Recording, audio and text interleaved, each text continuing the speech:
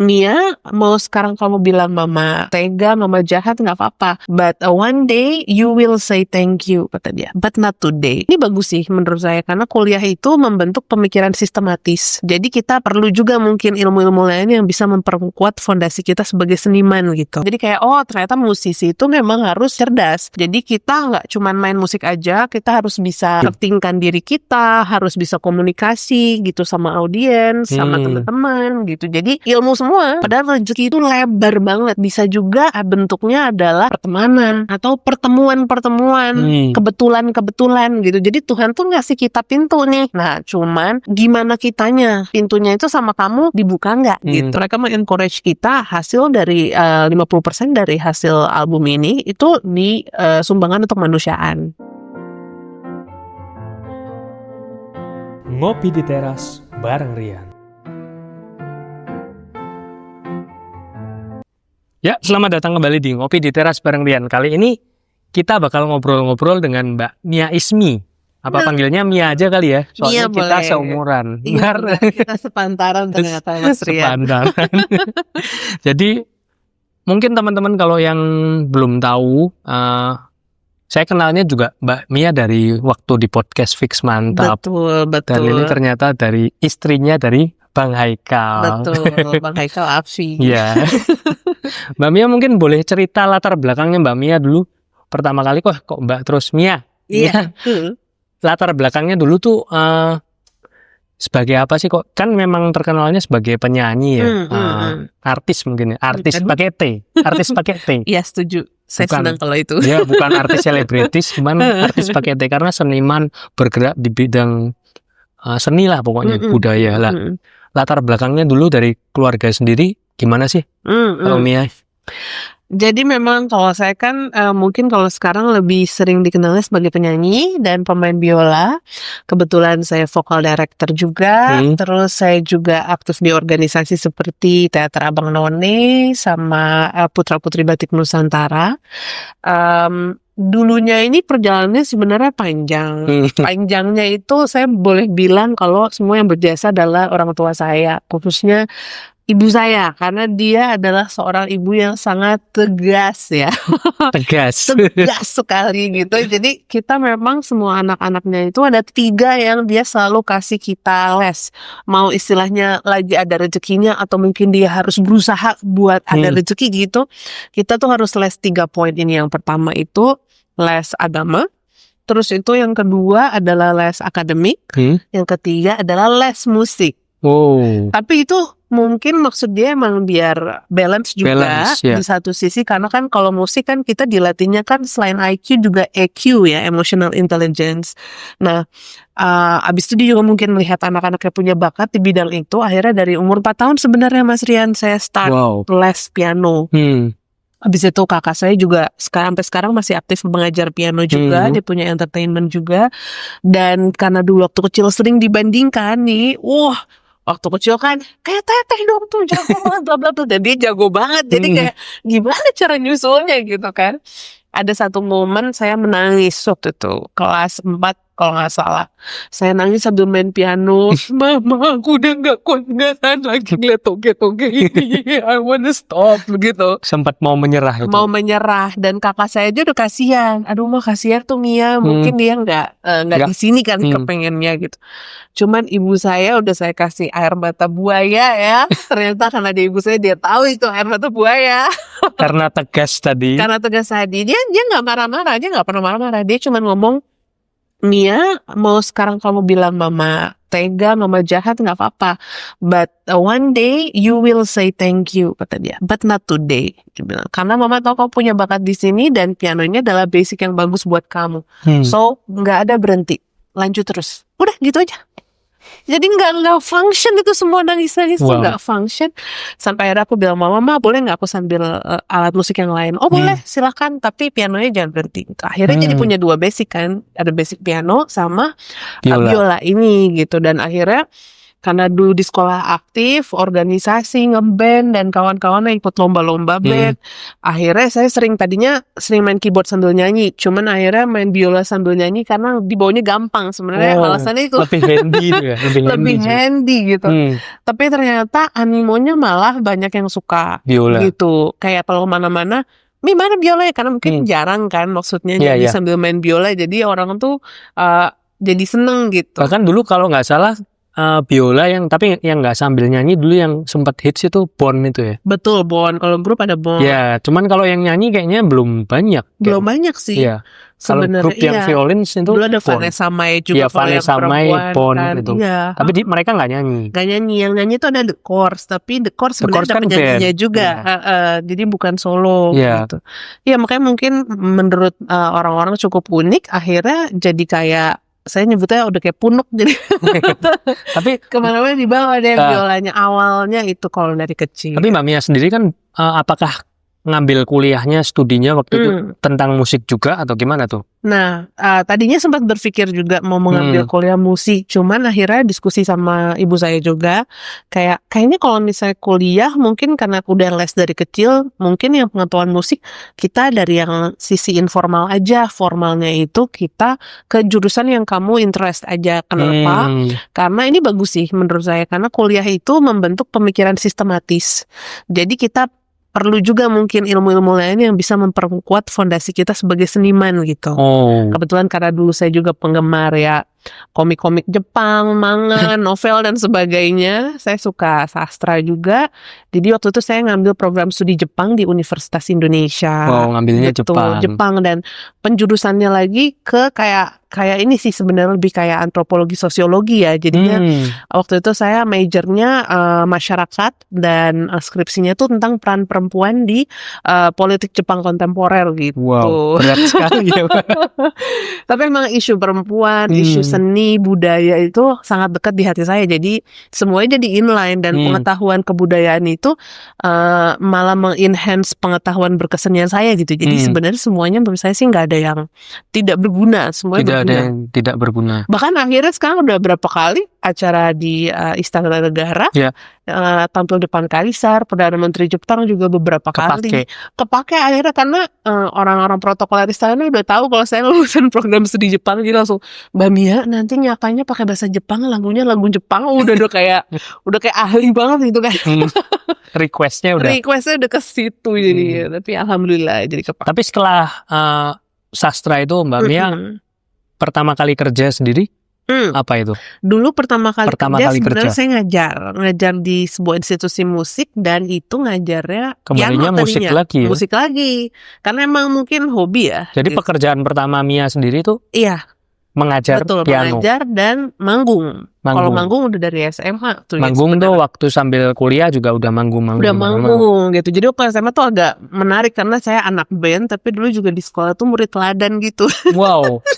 Kadang anak band kan itu ya nakal-nakal gitu ya. Biasanya kan gitu, makanya beberapa teman-teman kayak, kontras ya. Kok kontras banget kayak gitu. Cuman mungkin karena dari kecil ibu saya nekenin di 3 poin itu gitu. Jadi emang akademik tuh sesuatu yang saya suka juga. Jadi bisa balance gitu. Padahal main musik tapi akademisnya juga masih itu. Iya. Gitu. Mungkin pengalaman Mia sendiri waktu SMA yang paling berkesan waktu di band atau musik itu ada nggak sih? Ada. Sebenarnya apa yang berkesan itu saya nggak tahu kenapa. Apa yang saya dengar terus tiba-tiba saya jadi ketemu sama penyanyinya atau tokohnya itu sangat-sangat aneh sih. Kok bisa ya? Jadi waktu kecil itu kakak perempuan saya suka banget Club Project.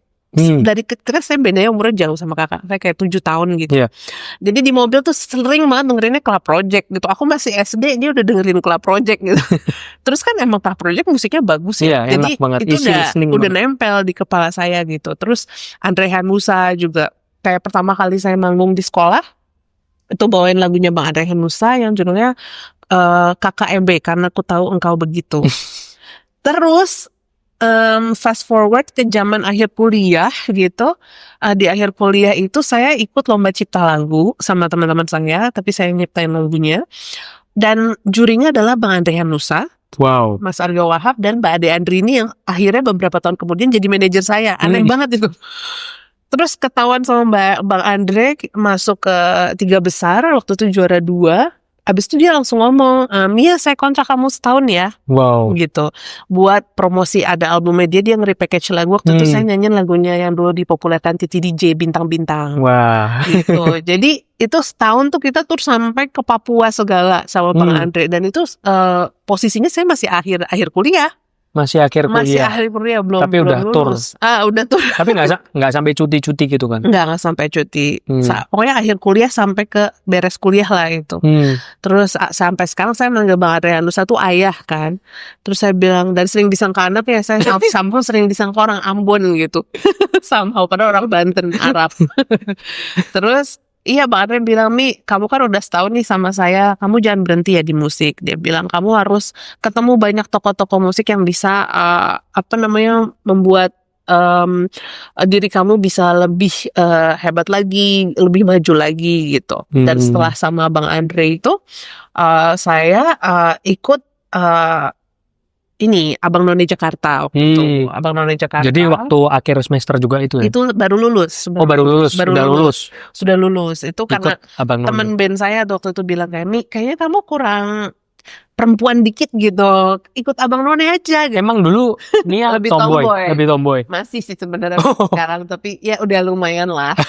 Lebih feminim. Udah bisa feminin. Nah, waktu itu saya bilang kan pageant, kayaknya nggak mungkin deh gue pageant gitu, kayaknya nggak mungkin deh. Dia bilang enggak kok, ini kalau Abang None muatan ininya juga banyak, maksudnya PR terus kebudayaan gitu, itu kan kamu suka, kata dia. Terus aku bilang oh ya oke boleh deh. Pas aku ikut ternyata bener-bener ngerasa ini banyak banget manfaatnya dari sisi networking, terus ilmu gitu, dan alumninya kan luar biasa juga kan. Waktu itu juri saya Syahnas Haq dan sebagainya. Jadi waktu itu menang juga di Abang None itu, juara 2 di Abang None Pusat. Nah setelah ikut Abang None itu, sahabat saya di Abang None waktu itu ada namanya Teguh Yasa. Dia ngomong, Mi, kayak kamu harus ikut musikal deh, gitu. Musikal dari awal direkomen. Ya. Jadi yang lucu tuh semuanya tuh adalah kebetulan gitu loh, rentetan kebetulan gitu loh. Terus saya ikutlah musikal itu. Waktu itu sutradaranya Ari Tulang, produsernya Bu Mayara Panigoro, dan Budian HP yang jadi arranger musiknya. Judulnya tuh Ali Topan The Musical. Begitu saya ngelihat siapa aja orang-orang yang terlibat, saya langsung kayak kaget ya. Wah, ya Allah Tuhan, pokoknya gimana caranya saya harus masuk nih. Berusaha banget lah waktu itu buat masuk, dan alhamdulillah masuk di musikal itu. Wow. Jadi singkat cerita, waktu itu awal banget saya ketemu ternyata menjadi suami saya tuh di situ juga. Ketemunya di Ali Topan. Iya, Ali Topan. Tapi lucunya kita baru dekat 10 tahun setelah ya. Jadi kayak pertama kali kenal itu gitu sekilas sama Bang doang Ekal di situ, sekilas. Ketemu Bang Ekalnya di situ. Iya, jadi disitulah saya pertama kali ikut musical profesional ya. Tapi itu juga mulai kenal dunia teater di situ. Sebenarnya dari SMA saya cuman yang profesional di situ. Ekskul teater ya, kayak gitu. Jadi udah beberapa kali tampil keluar kota juga, kuliah juga sempat bantuin teater UI juga, musiknya dan sebagainya. Nah, cuman yang profesional nih, ya itulah yang pertama, musikal Ali Topan, dan itu yang membuka pintu saya juga untuk akhirnya, tadinya saya tinggal di Bogor, ke Jakarta. Dan setelah ikut itu, ini rekomendasi lagi Mas Ari Tulang, sutradaranya. Mi, saya rekomendasiin kamu untuk masuk ke audisinya Club Project ya. Dan Club Project itu saya dengerin dari SD. Wow. Jadi aneh banget gitu. Jadi setelah dari teater itu langsung direkomendasikan ke Club Project. Waktu itu dibikinin trio, waktu itu namanya Violet di Club Project, itu besutannya Mas Katon.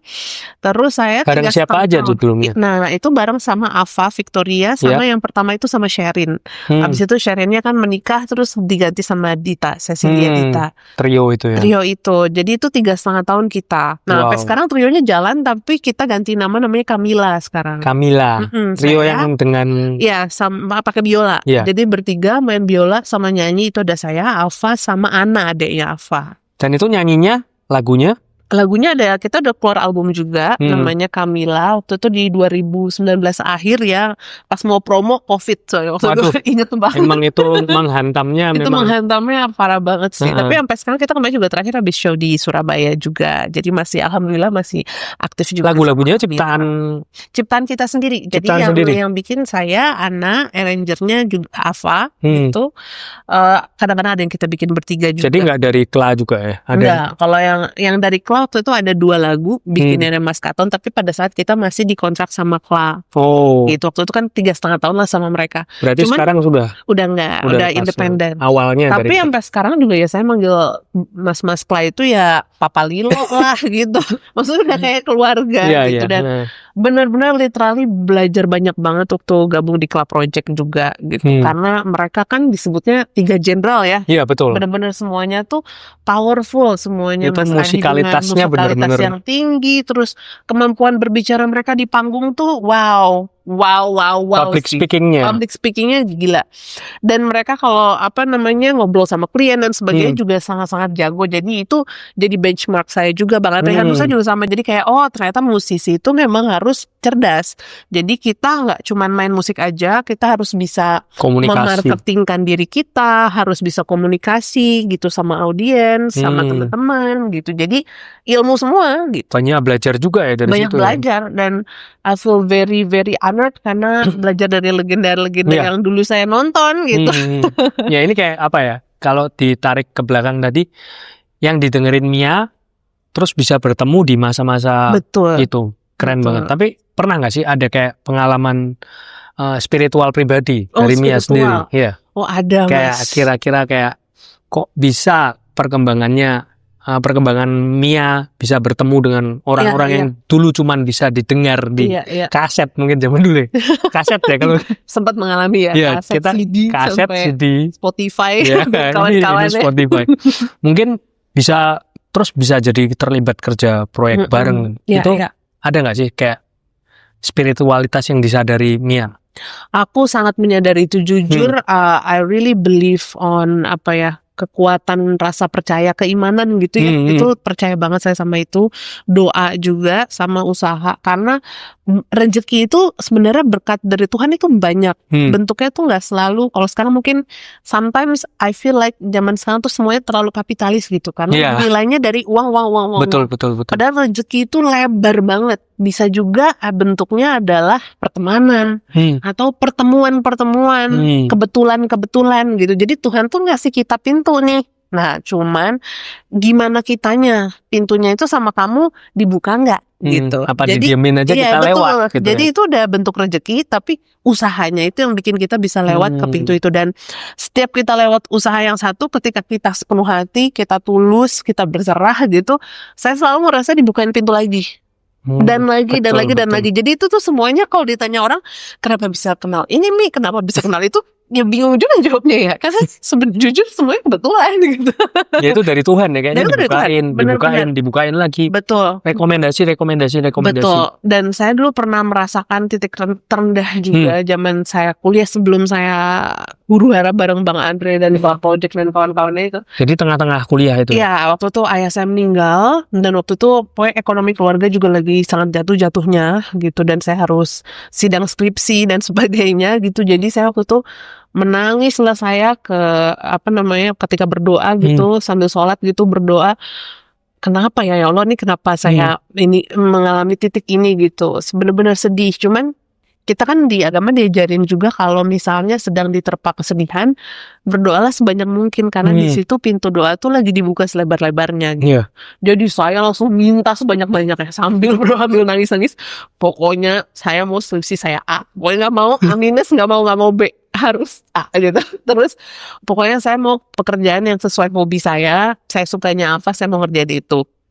Bagaimana caranya saya akan sukses gitu. Pokoknya gimana caranya saya akan sukses. Terus saya juga ingin sekali pekerjaan yang bawa saya jalan-jalan ke luar negeri. Gak mau tahu gimana ceritanya harus gitu. Pokoknya gitu.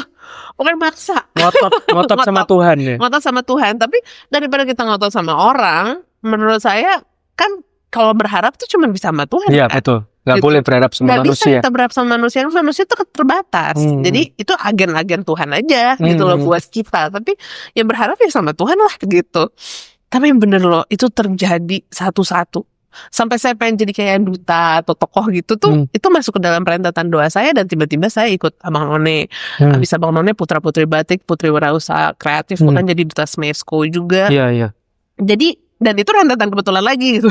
Jadi ya itu kayaknya permohonan satu persatu dikabulkan. Benar-benar gitu. dikabulin satu-satu. Jadi sampai sampai mau misalnya ngeluh, kayak ngeluhin apa ya gitu, Kayak karena waktu titik yang saya terendah, bikin- titik terendah Mia terus sampai berdoa gitu, waktu itu perasaannya gimana? Apa sempat waktu itu sempat marah? saya sempat sih ada rasa kayak marahnya tuh, karena saya waktu itu merasa jadi anak saya bisa dibilang baik-baik lah gitu, nggak Tadinya enak, aneh-aneh. tadinya hidupnya Tadinya juga hidup cukup, alhamdulillah, berkecukupan. Terus maksudnya alhamdulillah juga di masa-masa itu mungkin Tuhan ngizinin saya untuk bisa les ABCD Iya, gitu loh. Jadinya dikasih bekal, karena ibu saya selalu bilang bekal terbesar itu bukan uang tapi ilmu. Karena ilmu itu stay di kepala kamu, stay di hati kamu gitu. Jadi itu adab, attitude, ilmu itu ibu saya benar-benar dari kecil dia ngedidik banget itu. Dan itu sampai sekarang ya saya udah selalu sungkem kepada ibunda dan berterima kasih gitu, karena itu benar-benar memang terpakai gitu sampai sekarang. Dan pada saat lagi sedih-sedihnya, marah-marahnya, itu yang saya lakukan gitu, berdoa itu. Cuman semarah-marahnya saya pun nggak bisa marah juga Mas, soalnya ketika saya lagi di titik terendah itu pas lagi zaman SMA misalnya, pas SMA kuliah gitu, tiba-tiba saya jadi murid teladan, udah gitu dapat beasiswa, jadi lagi nggak ada uang pada saat itu misalnya, sekolah saya gratis. Jadi memang kayak apa ya, kayak aneh banget gitu. Jadi mau marah juga gimana ya Allah ya, mau marah apa ya gitu. Gak sempat marah ya. Iya, karena misalnya ada perasaan kesal atau kayak gimana, tapi dia ngasih saya berkat dan rezeki di tempat lain gitu. Mungkin digantikan. Iya, mungkin keseimbangannya itu. Dan jujur semua pengalaman mau itu pahit, bahagia yang pernah saya laluin gitu, semuanya tuh jadi bekal sekali untuk keberkesenianan saya gitu. Karena dulu guru teater saya, Mas Mehmet, pernah ngomong tidak ada pengalaman yang tidak berguna untuk seniman, karena kita tuh butuh lemari rasa. Lemari rasa, sedih, senang, kecewa, semuanya kita taruh di laci-laci masing-masing. When we need it, ketika kita bernyanyi, menari, berakting kita buka lemari rasa itu, kita pinjam rasanya. Jadi yang kita tampilkan ke penonton itu jujur. Walaupun kita mungkin tidak mengalaminya at the moment pada saat kita lagi berakting gitu. Tapi yang kita aktingkan bukan pura-pura sedih, tapi kita nge-recall si perasaan memori kesedihan itu, kita taruh di empati terhadap peran yang kita mainkan gitu. Wah, keren. Jadi itu kena banget sih buat saya. Dan setelah itu juga maksudnya saya gara-gara ikut Putra Putri Batik, jadi itu kan di bawahnya Kementerian Pariwisata dan Ekonomi Kreatif pada saat itu. Jadi alhamdulillah juga dapat kesempatan untuk perform, membawakan nama Indonesia ke berbagai negara. Mas, sampai sekarang mungkin udah kayak 40 kali. Dan itu impian yang jadi nyata. Iya gitu, karena saya emang pengen keluar negeri, jalan-jalan. Pertama kali Mia kan menyadari, wah ini kan pasti nggak mungkin menyadari dari awal keluar negeri, negara 1, negara 2, negara 3 mungkin belum menyadari. Iya. Pertama kali menyadari Tuhan ini loh, aku yang minta dulu. Itu mulai kapan sih? Itu sebenarnya setiap aku dapat kesempatan aku kayak selalu notice sih sebenarnya. Oh, jadi udah notice dari awal waktu pertama kali keluar negeri. Kemana waktu itu? Ke Jerman pertama kali. Langsung jauh ya? Iya, langsung jauh banget, 2012.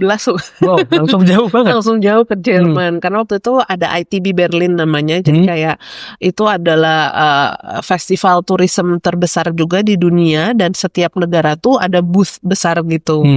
Nah, salah satunya ya Indonesia kan gitu. Jadi kesana itu kan waktu itu saya juga perwakilan dari Putra Putri Batik Nusantara. Saya ngebatik juga, Mas. Oh, ngebatik. Nggak cuma nyanyi, ngebatik, ngejelasin batik, terus ngejelasin tentang pariwisata Indonesia, terus ngejelasin kan jadi harus bisa bahasa Inggris dong, pastinya harus bisa kemampuan komunikasi. Itu masuk kuliah waktu itu ya? Udah lulus. Udah lulus ya? Udah lulus waktu itu. Iya, udah lulus. Harus punya kemampuan komunikasi yang baik. Jadi semua bekal saya dari Apnon, Putra Putri Batik, putri-putri yang itu kepake semua.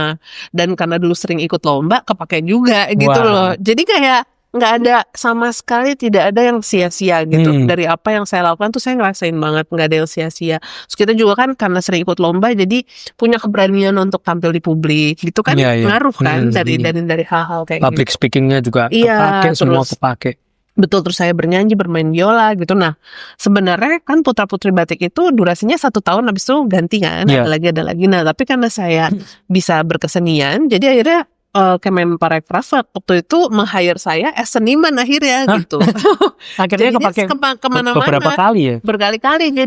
Jadi ke Inggris udah alhamdulillah 3 kali. Wow. Terus kalau ASEAN hampir udah semua sih ya, Thailand, terus Filipina, Malaysia, Singapura gitu, terus Jepang juga. Nah, abis itu Korea, Rusia, Dubai, Perancis, Spanyol, Tapi kalau Polandia. yang aku mau tanya sih, paling berkesan waktu show di luar negeri atau itu paling berkesan di mana? Satu aja. Waduh, satu itu susah juga ya. Iya, ini pertanyaannya nggak susah. Cuman pasti ada yang paling berkesan atau di sana mungkin pengalaman terburuk atau pengalaman terhappy atau apa yang paling berkesan mungkin. Iya. Alhamdulillah pengalaman terhappy waktu itu mungkin salah satunya waktu di Inggris ya. Di Inggris. Di Trafalgar Square itu yang kayak areanya open air. Jadi konsernya tuh bener-bener kayak berasa kita Coldplay konser gitu loh. Yang orangnya banyak banget. Penontonnya banyak. Saya bawain lagu Indonesia juga, saya bawain lagu dari Inggris juga gitu. Jadi kayak di beberapa lagu tuh mereka bisa nyanyi bareng. Nggak terlupakan ya. Nggak terlupakan. Dan waktu itu saya pakai kebayanya Buana Avanti waktu itu. Oh. Udah gitu saya senang banget ada satu ibu-ibu mendatangi saya. Dan saya kan selalu berusaha nih kalau kita keluar negeri gitu Mas, menjadi perwakilan Indonesia, kita nggak membawa diri sendiri kan, kita membawa the whole country gitu loh. Jadi saya selalu berusaha untuk menjadi contoh orang Indonesia yang baik, misalnya selalu penuh dengan senyum gitu misalnya, terus talkative misalnya nih sama orang-orang, hangat gitu kan, bersikap baik dan memudahkan kayak gitu-gitulah.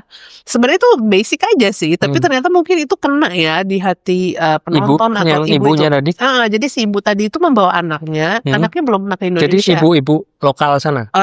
Orang Indonesia tapi dia tinggal di sana. Anaknya tapi belum pernah balik ke Indonesia. Jadi tiba-tiba dia datangin saya, anaknya perempuan, dan ibu itu ngomong, anakku lihat ini, kakak ini adalah the epitome of Indonesian woman gitu. Kayak gini nih perempuan Indonesia nih seperti ini. Itu tuh buat saya penghargaan yang besar sekali gitu, karena saya ngerasa berarti usaha saya berhasil nih untuk menjadi representatif gitu loh. Jadi kayak berasa itu banget ya, warm banget ya. Warm banget di hati, warm banget. Banyak banget sih kejadian yang warm. Jujur waktu itu saya pernah juga, kan saya dari UI nih alumni. Kemudian saya ngelatih juga Vokademia UI, dia kayak vokal grup UI gitu. Jadi saya arrangernya juga, pelatihnya juga. Sudah bertahun-tahun juga, dan kita tuh udah 3 kali ikut lomba di luar negeri. Bawa UI itu. Bawa Indonesia sih jatuhnya ya. UI ya. Bukan cuma UI. Iya, jadi alhamdulillah kita 3-3 dapat gold di pop and jazz kategori. Waktu itu di Busan di Korea, terus di Polandia, waktu itu di Torun, sama satu lagi di Spanyol di Kalea. Dan pada saat saya di Busan di Korea itu pas kita menang, kan ada vokal grup juga dari berbagai negara. Salah satunya tuh, ini sebelum terjadi kerusuhan akhir-akhir ini ya di dunia ya. Salah satunya itu adalah grup choir dari Israel. Tapi mereka ngedatengin saya gitu. Terus udah gitu bilang you have to sing all your life ya gitu. I really like to see you on stage kata dia. Dan pesan kamu tuh nyampe gitu loh di hati kita. Dan dia ngomong, kita nggak semuanya ini kok, maksudnya nggak semuanya tuh penjajah gitu. Kita tuh datang ke sini tuh mau bawa bendera perdamaian, dia bilang kayak gitu. So I'm really happy to meet you, dia bilang. Dan itu aku ngerasanya kayak banyak banget sebenarnya mungkin insan-insan di dunia yang di luar dari propaganda politik dan sebagainya tuh orang baik tuh sebenarnya di mana-mana gitu. Di seluruh dunia ada. Di seluruh dunia tuh ada. Cuma nggak semua kita punya kesempatan ketemu kan. Gitu. Tapi begitu ketemu dan kita menyuarakan hal yang sama gitu loh untuk perdamaian dan sebagainya, emang it feels very empowered aja gitu at that moment gitu. Saya juga waktu itu juga pernah ke negara Arab. Kalau saya kan turunan Arab gitu ya. Dan sebenarnya ada famnya kalau di Arab tuh. Di Arabnya ada. Iya, jadi namanya Syarifah Ismi Khalidah aslinya. Gitu. Jadi waktu di Dubai saya ketemu ada beberapa klan-klan dari negara Arab, terus mereka nanya, kamu ada turunan ya gitu. Iya, apa famnya? Saya sebutlah famnya apa gitu. Itu mereka semua langsung sister, udah kayak saudara langsung tiba-tiba. Ada apa ini? Gitu. bahkan ada satu negara yang waktu itu saya pergi itu bukan apa sama kementerian atau sama kampus ya, tapi waktu itu dubesnya namanya dulu Pak Zakaria dari Turki. Itu dia baru di Indonesia, dia ngeliat saya perform, dia nanya, kamu mau ikut ini nggak, ada namanya International Youth Week di Turki. Di Turki diundang ke Turki berarti. Terus tapi nanti yang nentuin kamu lolos atau enggak itu dari Menpora sana gitu. Jadi kamu ngasih CV ya gitu. Oke, aku kasih CV lah bulan April waktu itu. Terus udah gitu saya di bulan Mei tiba-tiba saya ditelepon sama beliau. Nah, nama saya kan sebenarnya Ismi Halidani kalau di bahasa Indonesia kan. Nah, dia satu-satunya manggil saya Halide. Si Bapak ini dubes Turki itu. Jadi dia tiba-tiba menelpon ngomong, "Halo Halide," gitu. Hah? To whom I'm speaking with kan? This is Mr. Ambassador kan. Kayak ini mimpi apa di telepon gitu kan, kayak pokoknya dia bilang congratulations, kamu terpilih untuk pergi ke Turki gitu. Dan dia bilang, kamu tahu nggak, kamu tuh nggak dibaca CV-nya sama mereka. Kenapa gitu? Karena nama kamu Ismi Halida. Jadi ternyata Halida itu kayak R.A. Kartini gitu loh di sana. Pahlawan perempuan, pahlawan revolusi Turki. Dan Bung Hatta tuh katanya dulu ngefans sama beliau, makanya anaknya Bung Hatta namanya Halida Hatta. Dan almarhum papa saya ngefans sama Bung Hatta. Makanya jadi nama saya Halida. Coba bayangin itu kayak kebetulan gitu yang super duper absurd gitu. Kok tiba-tiba bisa?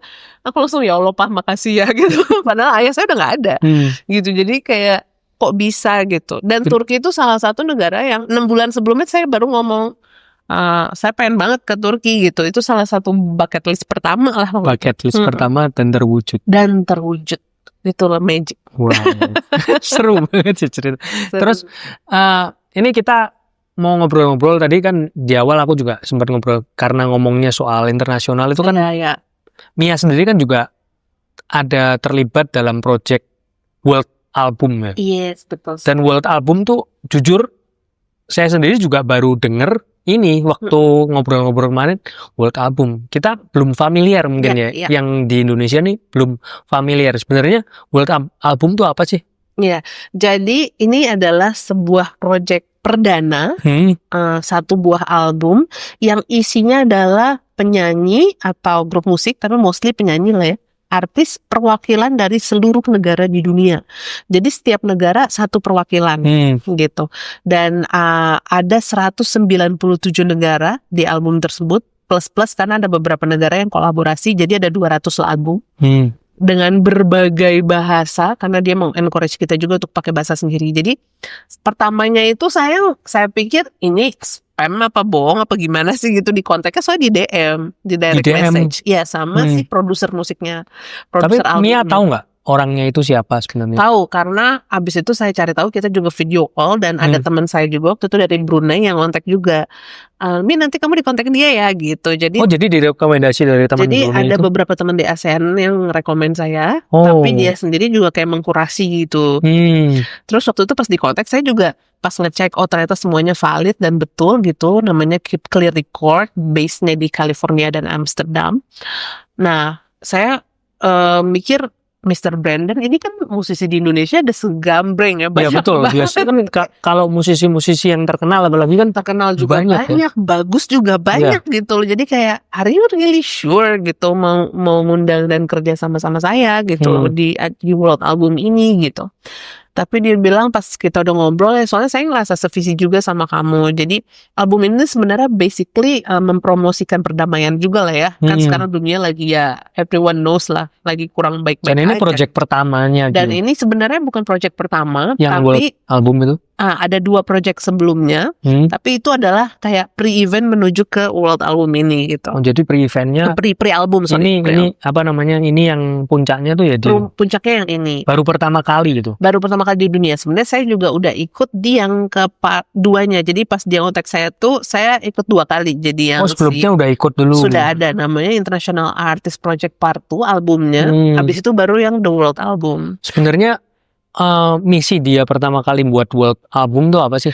Nah, misi dia tuh sebenarnya mengencourage semua musisi untuk satu biar bisa didengar secara global, karena kan banyak negara-negara yang Indonesia sih menurut aku masih sangat beruntung lah ya gitu, tapi kayak Samoa, misalnya Madagaskar gitu, atau negara-negara yang mungkin nggak punya platform keluar itu kan agak berat juga gitu loh untuk bisa di notice gitu sama berbagai musisi atau pendengar dari luar negeri. Jadi dia tuh ngasih kita bigger platform sebenarnya. Dan yang kedua adalah pendamaian, jadi ngumpulin semua orang dengan visi yang sama gitu, dan kita tuh semuanya ada grup chatnya dan kita bisa ngobrol sama semua musisi dari berbagai negara itu, bahkan bisa collab dan sebagainya. Dan yang ketiga, mereka mengencourage kita hasil dari 50% dari hasil album ini itu disumbangkan untuk kemanusiaan. Disumbangkan untuk kemanusiaan gitu di negara masing-masing. Di negara Di masing-masing. negara masing-masing. Kalau di Indonesia sendiri disumbangkannya? Nah, terserah kita. Oh, Jadi misalnya mau nyumbangkan ke entah panti asuhan, disalurkan gitu, kemana? atau mau tentang yang alam, lingkungan hidup, apa itu bebas. Tapi dia mengencourage kita artis-artisnya untuk melakukan aksi kemanusiaan dari keuntungan yang didapat dari penjualan atau pendengaran album ini gitu. Tapi kok nggak, maksudnya sebenarnya ini kan sesuatu yang besar ya. Iya. Kenapa kok promosinya di negara kita nggak terlalu terdengar Sebenarnya ya? promosinya tuh di online lumayan banyak sih, Lumayan banyak. Alhamdulillah, maksudnya media online tuh saya udah hubungin juga, Hmm. dan semuanya udah kayak 100 kali ya Udah. yang naikin berita ini Wow. sebenarnya. Cuman kan kalau misalnya di Kayaknya- media-media platform yang lebih besar, misalnya Iya. masuk ke acara TV atau apa, mungkin di Indonesia kan berita-berita yang sedang seperti ini keadaan mungkin. sedang seperti ini kemarin kan Hmm. situasinya emang hampir berbarengan sama kemarin situasi Iya, negara dan kondisi itu gitu loh. Hmm. Jadi aku juga baru nge-up lagi di bulan-bulan September ini karena memang lagi situasi kondisinya mungkin kurang kondusif Tapi kemarin. sebenarnya ini misinya juga misi perdamaian ya. Betul. Dan kalau saya sendiri sih sebenarnya apa ya?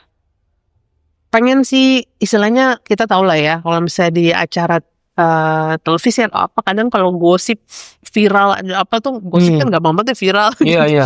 Tapi saya jujur pengen banget lebih banyak berita-berita positif gitu loh dari anak-anak Indonesia. Kita tuh banyak loh prestasinya orang Iya, Indonesia ini. iya.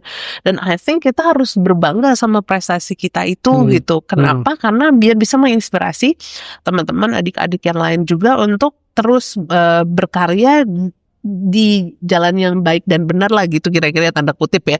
Maksud aku kadang-kadang virality itu ada bagusnya, tapi buruknya kadang-kadang you do everything for getting to be viral. Dan itu gampang cepat dilupakan juga. Iya, cuman kadang-kadang sayang kan kalau misalnya yang diviralkan hal yang kurang baik. Kalau misalnya lucu atau apa ya nggak masalah gitu. Tapi kalau misalnya hal yang negatif kan, itu. Kenapa sih gitu? Soalnya itu bisa menginspirasi orang lain. Jadi saya sih juga sambil mempromosikan. Kemarin juga sama teman-teman media kita juga tampil juga promosi lagu ini dan album ini di beberapa tempat juga. Dan itu juga saya selalu ngomong. Soalnya saya pengen bilang ke anak-anak muda juga, kita bisa kok gitu untuk berkarya sampai ke panggung global juga bisa gitu loh. Dan kita juga bisa berkarya dengan musik yang bagus, dengan kualitas yang bagus. Judul gitu. Nggak lagunya usah Mia takut, gitu. apa? Yang ini nanti Judulnya di The World Album adalah Main Cantik dalam kurung Dangerous Game. Dangerous Game. Itu dinyanyikan dalam bahasa Indonesia. Bahasa Indonesia tapi ada bahasa Inggris sedikit lah, biar seru aja. Nah, dan itu nanti bakal ada konsernya atau gimana gitu? Nah sebenarnya jadi gini, kalau untuk saat ini albumnya itu sudah ada di semua digital music platform kesayangan kamu, jadi bisa dilihat di The World Album. Tinggal cek Mia Ismi, Main Cantik atau Mia Ismi Terjerat, ada 2 lagu. Oh, ada 2 lagu. Yang salah lagu satu lagi dari album sebelumnya. Oh, yang pre-event, yes, yang pre-albumnya. Nah, terus video klipnya juga dua-duanya sudah ada di YouTube channelnya Mia Ismi Official. Terus YouTube musik juga ada. Spotify juga ada gitu. Dan insya Allah nih bulan Oktober saya sama suami saya tuh mau ada konser di Taiwan. Di situ nanti kita akan bawain lagu-lagu sendiri. Saya juga akan bawain lagu. Ini juga lagunya ini nanti dibawa. Yes, nanti dibawakan di sana, dan kebetulan udah kita kasih juga ke panitia di sana dan they are very excited, approve. Bahkan kalau mau ditaruh di Videotron dan kawan-kawannya gitu video klipnya, jadi kayak happy banget. Saya kerjasama di lagu Main Cantik dan Terjerat ini sama musisi muda berbakat dari kota Jember, Kak, namanya Wildan Jaya Sukma. Wildan Jaya Sukma. Betul. Ketemunya waktu itu saya kebetulan ngejuri di Kementerian Pariwisata, dan dia dan timnya itu dari Jember, Linkrafin namanya. Wah, itu bagus banget musiknya. lagunya namanya Cemburu Nusantara, dan saya langsung kayak oh ini harus menang nih kayak gitu. Dan ternyata juri lain juga berpendapat sama. Waktu itu ada Teh Mei Guslau segala deh, pokoknya seru dan menang. Habis itu saya langsung DM dia kayak kita kerja bareng yuk gitu.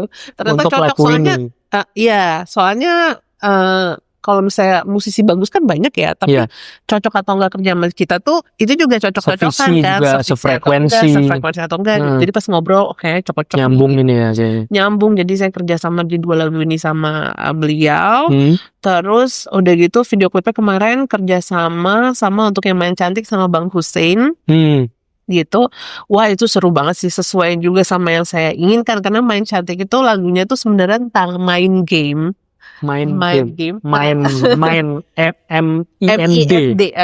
game in terms of, jadi kan kita kan pengalaman kayak tadi ya, balik lagi ke lemari rasa nih gitu. Jadi pernah lah sebelum ketemu suami saya nih pernah lah berpasangan dengan cowok yang red flag lah gitu kira-kira.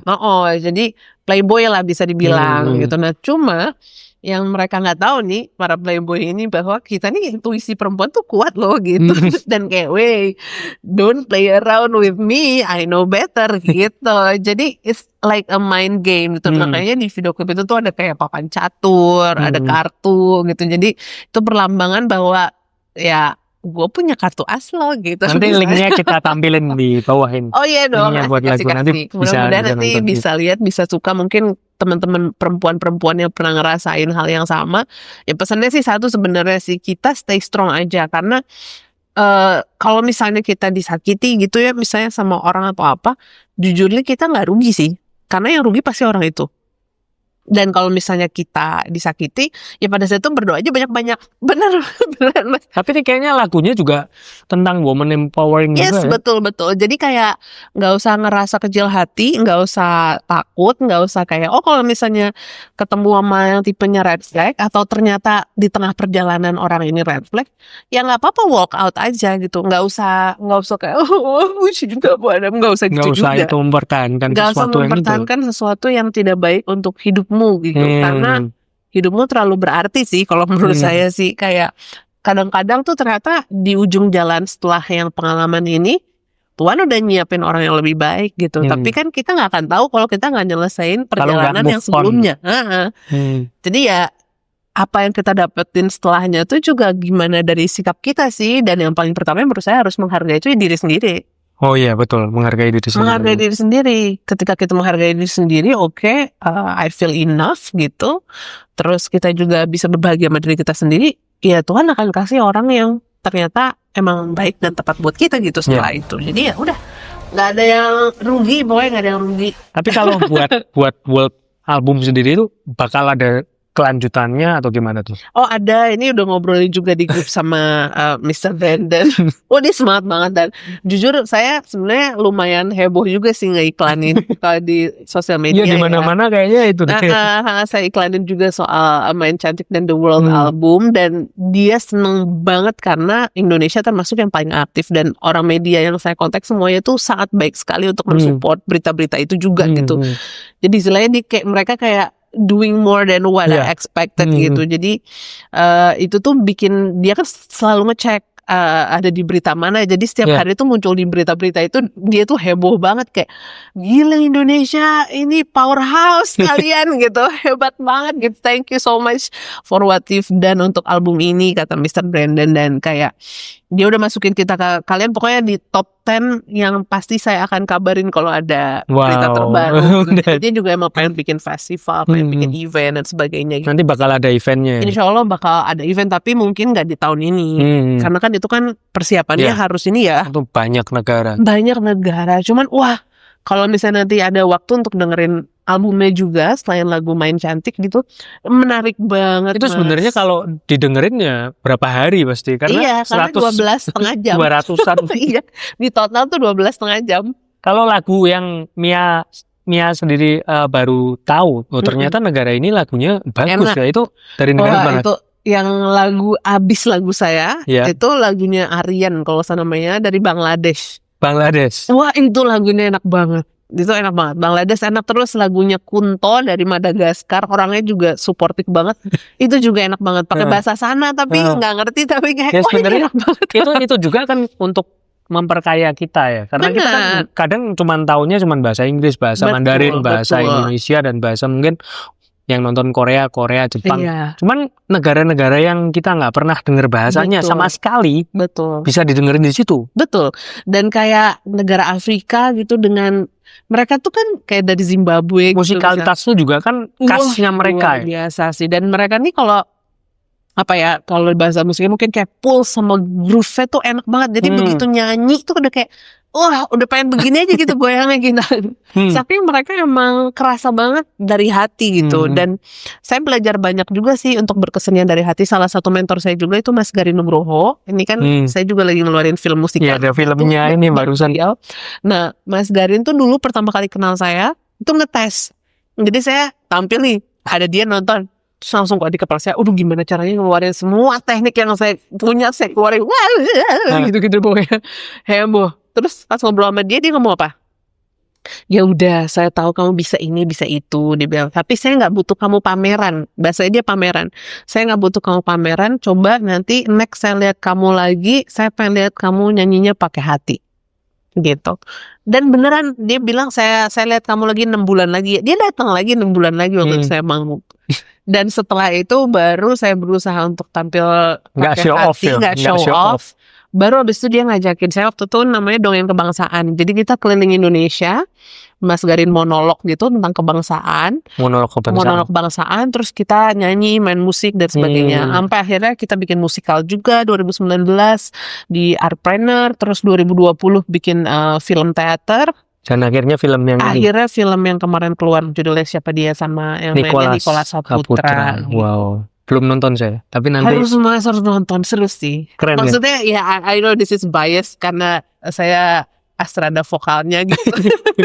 Tapi saya senangnya tuh Mas Garin tuh sutradara yang sangat berani ya. Satu, dia juga menulis naskahnya, dan film ini tuh sebenarnya adalah sejarah musik Indonesia. Sejarah musik Indonesia. Sejarah film Indonesia. Sejarah film Indonesia. Tapi juga ya bisa dibilang sejarah musiknya juga karena lagu-lagu yang dipilih di dalamnya itu sesuai dengan masa kemasanya. Jadi dia ada 4 masa gitu. Wah, keren ya. Dan jadi ini kayak recall nostalgia juga sama belajar sejarah tapi dengan medium film gitu. Wah. Serta promosi budaya populer, lagu-lagu populer yang mungkin masyarakat bisa recall, oh waktu itu kan iya ini musiknya lagu ini gitu. Karena ya kalau kata Mas Garin sebenarnya budaya populer itu jadi latar belakang kehidupan sosial kita gitu. Tapi kadang-kadang dianggap sepele gitu. Padahal sebenarnya itu penting sekali gitu.